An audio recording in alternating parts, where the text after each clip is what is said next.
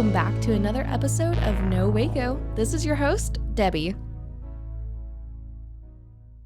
So the first question I always ask is, what brought you to Waco, or are you Waco native? So that's going to be very interesting for you to answer. So Yes. I'm excited. So what's funny about this question is I am not, what brought me to Waco is Magnolia, us doing vendor events there. Prior to that, it was a pass-through town for us to get to Austin. And then in 2019, we started doing Celebration, Spring at the Silos. There was a couple years we did 4 events there because they had mini markets in the summer and Christmas. Mm-hmm.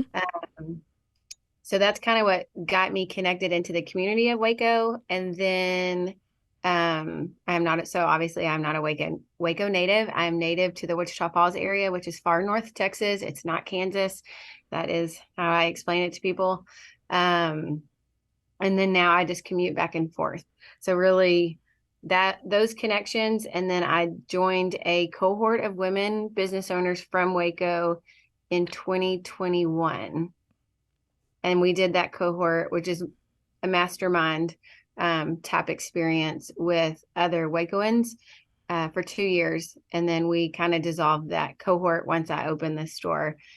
There's only so many hours in a day. So I had to limit some of the things. But yeah, I was able to connect to a whole different network of people in Waco. And I just love the people in the community there. Yay, I love that. Well, thank you so much for joining us today.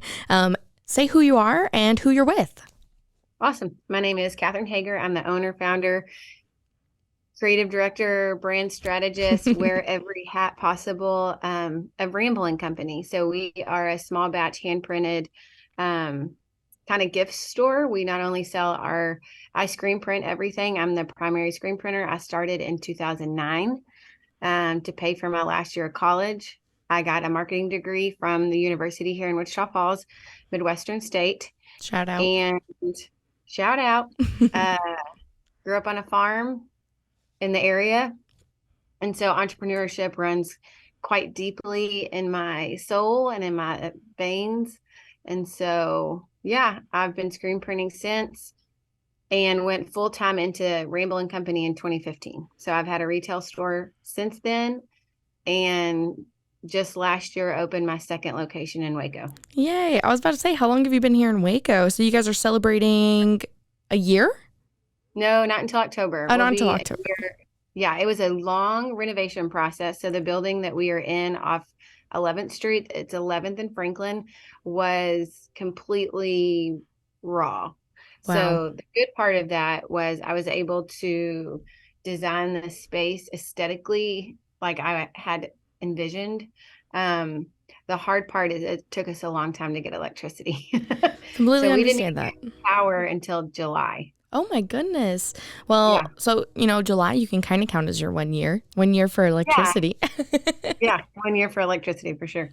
Well, we're absolutely excited and love having you here in the Waco community. You're right in between Milk Bottle Cookies and Hammer and Stain.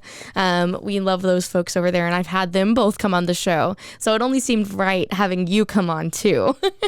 Yes, we are a good girl squad of people. I love my neighbors in Waco. They are true gems for sure. I love that. So you, of course, started your first location in Wichita Falls, and then you came here to Waco. So what has it been like being a business owner here in Waco? What has the community provided?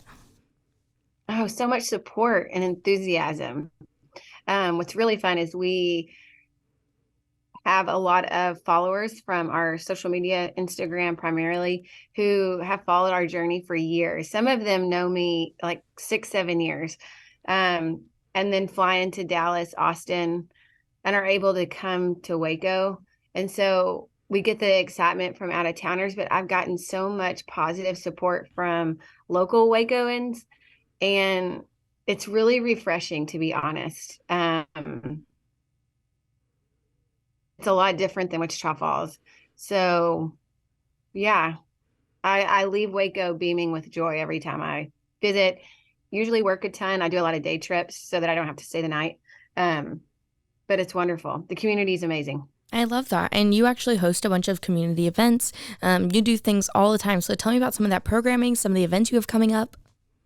Yeah. So our store is one long unit, building, for lack of a better word, and it's our retail space. And we also have an event space called The Den. Our Instagram handles Party at the Den, and we host a lot of showers. You can rent it yourself, but I love community. I love women. I love empowering people, lifting people up. And so we host our own event called Together Workshop. We have 3 this year. We just had one in April. We'll have one in June, and we have one in August. And so 2 of the 3 speakers, we bring in speakers. 2 of them are from Waco. And then 1 we're bringing in from Missouri. But we limit it to about 15 to 20 people, women. And it's a 2-hour experience where we talk about courage and doing hard things and joy. And it's just a chance to come together and fellowship and community. I love that. And you also hold vendor markets. We do. So we have a vendor market. We had one in March, a spring market. We're going to have a summer one. So the date, I believe, is July 22nd. But I just found out that the city of Waco is going to be redoing their sidewalks in July. So that is going to put a big damper. We may have to change the date of that vendor market. But I love, I started as a vendor in another business years ago, probably 2011, 2012. And so I like to have people in who don't have their own storefront, who can sell their artisan items, makers. And so, yes, we'll do those 2 to 3 times a year as well. Yeah, I love that. And this summer you have that program coming up. And then later you're going to be also doing another women's event. We are.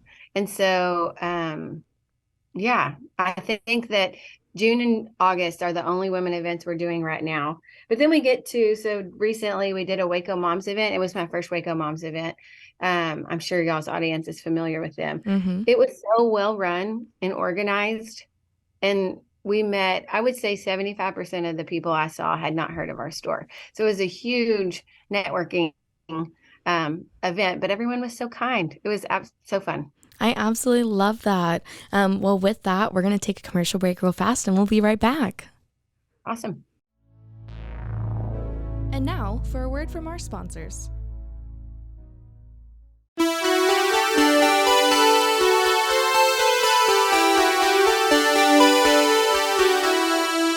Oh yeah. Loud. I'm back. Okay. KB. Woo! Hi, I'm Trey Cooper, I'm Solomon Cooper. and we're the hosts of the Kid Stays in the podcast. It's a cross-generational discussion about movies. 2 perspectives. I'm the young one, he's the old one, and we have some fun arguments. I don't think we need to say it that way. You're old. Anyway, whenever you tune in to listen to the Kid Stays in the podcast, you can expect to hear a very, very intelligent discussion of a film from me and a really imbecilic perspective from Solomon, who hates anything that wasn't made after 2007. You're very rude to me. We tried to watch a movie from 1985 once, and he really hated it. Tune into our show. Hear me roast Solomon week after week. Find us anywhere you get your podcast or on roguemedianetwork.com. 911, what's your emergency? Do you hear that? It's coming from the house. It's coming from inside the house? Do you mean? Could it be? The Poltergeist. New from Rogue Media. 2 haunted hotties talking about haunted places. Every episode, we dive deep into the darkest places and give you a bit of history. We're getting spooky in all the right places. You've gobbled your last ghoul. Follow along for the craziest and spookiest stories with Debbie's Dark Tourism. The Stanley Hotel, Winchester House, the Alamo, Hotel Monte Vista, and more spooky places. Find us at _Poltergals. POLTERGALS. Look over your shoulder. It's us, The Poltergals. Wherever you consume the podcast, you can find us there.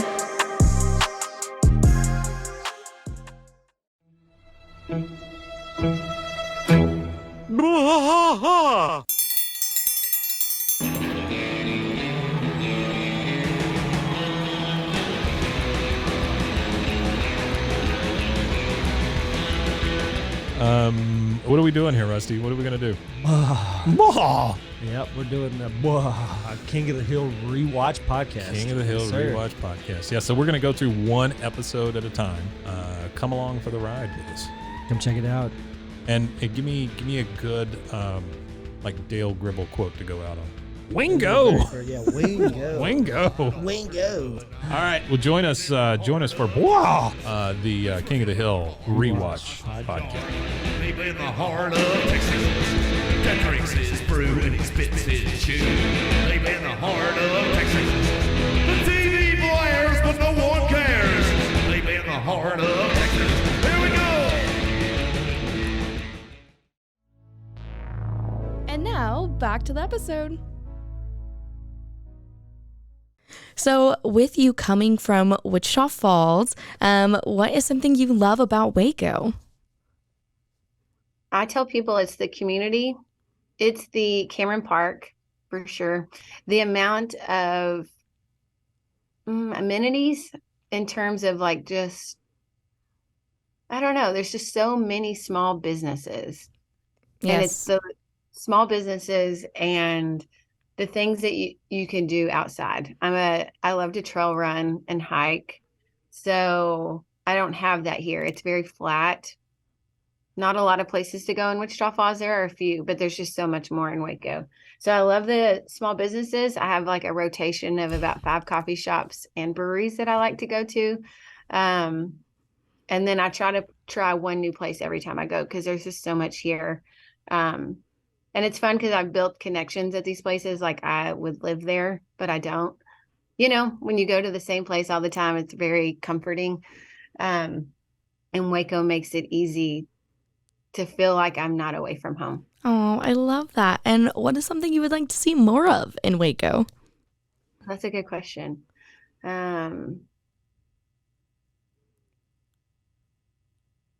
I do have some people just say I-35 fix, so that is an option also.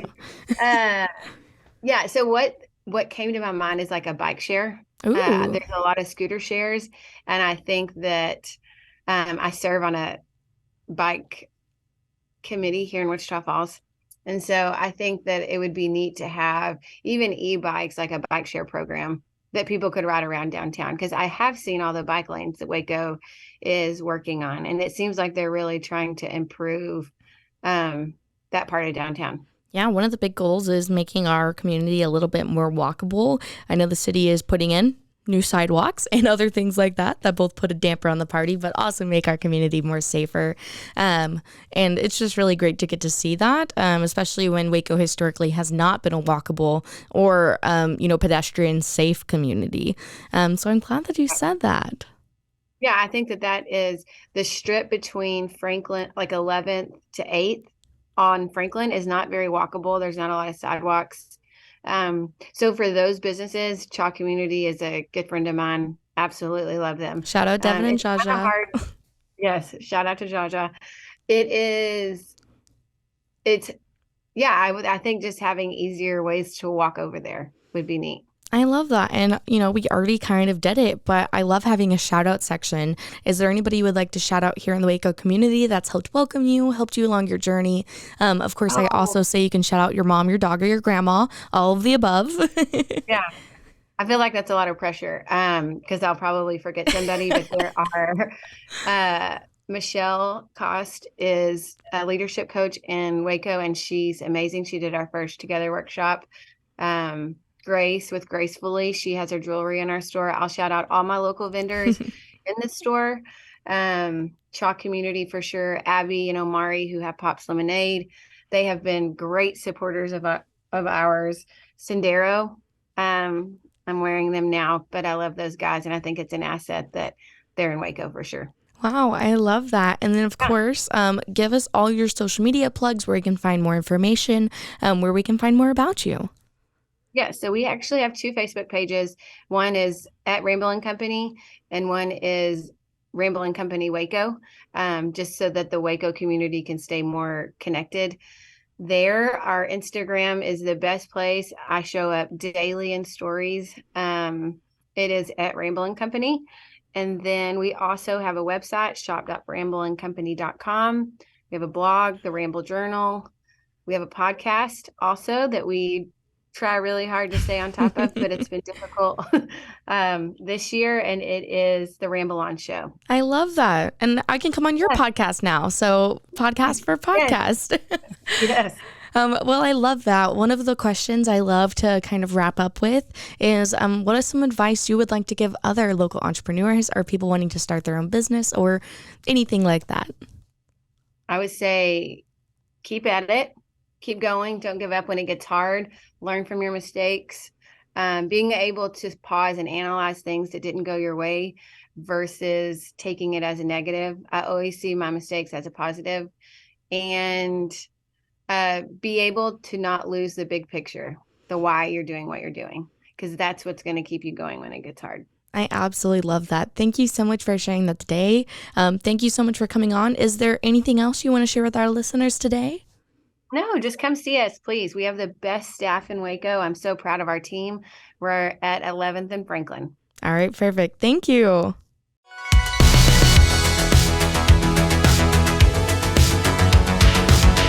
Find us everywhere on all social media platforms, KNOW_Waco. Check us out at roguemedianetwork.com, and we're on YouTube under Rogue Media Network. Check out nowaco.com.